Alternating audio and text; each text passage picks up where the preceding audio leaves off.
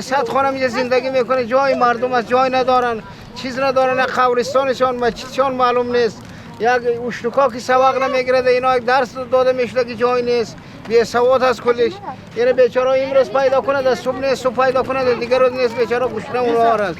در جای مردم شیشتی میره، جای نداریم، چیز نداریم دیگه. بیچاره میره هر کدامش در قریب یه دکانای 1 روپیه 2 روپیه میتونن رقم جمع میکنن و گذران خود تیر میکنن. دیگه در اینا یک چیزی نیست که سودا کنه و یک چیز چی کنه، هیچ چیزی نداره بیچاره غریب مردم است، در خاک سرخ میگه شیشته است.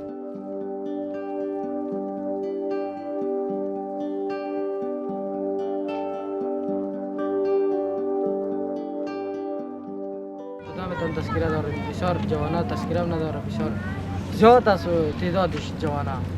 باز دولت برای ما رسیدگی نمیکنه، ما بسیار وضع ما خراب است. چی کنه دیگه؟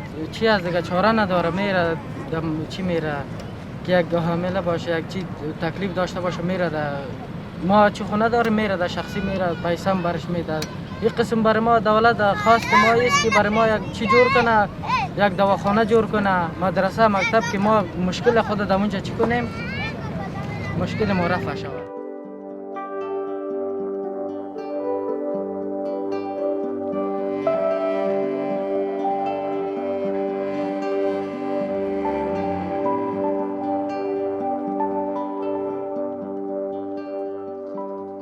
قوم محترم طبقه جوگی، ما فقط یک نانآور از اینا خانم هایشان هستند که از ساعت 5 صبح الی ساعت 6 عصر اینا بیرون از خانه هستند و مو نحو گدایی میرن و امرار معیشت میکنن و بالاخره امو امکانات زندگی را فراهم میسازن و جز از این دیگه هیچ امکانات، هیچ حرفه و هیچ وظیفه اینا نداره. در مجموع همه بیکار هستند، فقط امو نانآور خانه از اینا بانوهایشان هستند.